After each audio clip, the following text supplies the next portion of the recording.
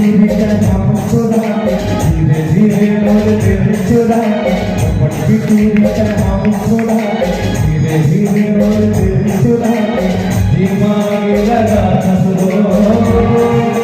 मोरा बना के हंसवाने खबर लगा हंसो मोरा बना के हंसवाने खबर लगा हंसो